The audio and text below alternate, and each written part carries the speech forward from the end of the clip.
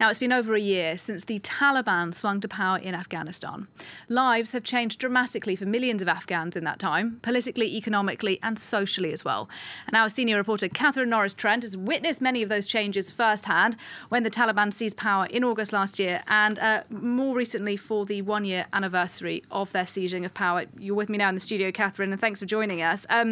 One of the big issues that's grabbed a lot of attention coming out of Afghanistan is education, particularly girls' education. You've been looking into that. Tell us what it is you found. Hi there, Nadia. Yeah, a year on from the Taliban takeover, I think it's fair to say that women and girls are largely disappearing from public life in a lot of the country, streets, workplaces, but of course in high schools. The Taliban, it's coming up for a year now, just in a couple of weeks' time, that anniversary will be when the Taliban said they were temporarily suspending girls' education in high school, secondary school, so from between the ages of 12 and 18. And in most of the country, that is still the case. There are some provinces, such as around Mazar-e-Sharif or in Kunduz, where some secondary schools are open. We have to remember that the Taliban is not a monolith. A lot of this is down to regional leaders and regional control. This is a very factional organisation. So it's not a unified picture, but across much of Afghanistan, girls' secondary schools remain closed. And so some girls are learning at home in private, others are heading out to secret schools, which are open and where girls can go and learn, in defiance of this ban. As Kabul gears up for the day, across the city, teenage girls are taking a risk and defying the Taliban. Here in the capital, some secondary schools have stayed open in secret, despite a ban imposed on girls' education above 6th grade. That's age 12.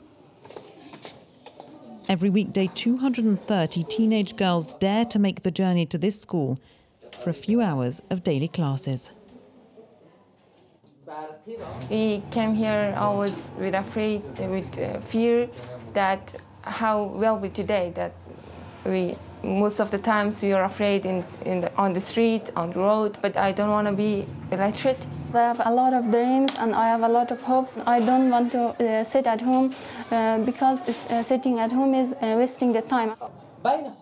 After their chemistry class, these 15 and 16-year-olds told us that, in fact, they feel more motivated to learn and play a part in public life because of the ban and their newfound defiance.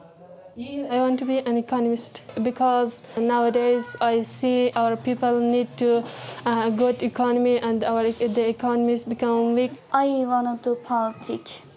After coming Taliban, I become more brave than before. Now I'm more proud about myself as an Afghan girl. Since the school is illegal, these girls won't graduate with qualifications and so won't, as things stand, be able to go on to university. It's been nearly a year since the Taliban said they were suspending girls' high schools temporarily, but they U-turned on plans to restart classes this spring. That's why this school's head teacher is risking his freedom to keep his classrooms open. We don't have any power at all. They could throw me in prison. We've been waiting for 1 year now. What we're doing, it's like a soldier who only has one bullet left and who's using his very last reserves for the hope of a brighter future. Despite international pressure, schools for older girls are only open in a handful of Afghanistan's 34 provinces. For the vast majority, their education lies only in the hands of determined activists, taking risks for a generation of Afghan girls. Well, France 24's Norris Trent, who filmed that report, is still with me here in the studio. And Catherine, beyond some of those secret schools that you documented there and those odd cases where schools are open, do you have any optimism that across the board in Afghanistan, schools will open for girls under Taliban rule? At the moment, it seems that there isn't a lot of light at the end of the tunnel for them. And you saw the incredible bravery of those girls, and they really inspired us when we were out filming, actually, saying that we're talking of all their ambitions. But as things stand, they won't be able to go on to universities. So they're really hoping there will be a change. Now, it's been nearly a year. Back back in March, there were signs the Taliban were going to open up secondary schools. And in fact, they made really seemingly earnest preparations in Kabul. Officials were going around checking that segregation was in place, strict segregation, and that girls could travel to school separately to boys, have separate classrooms, female teachers.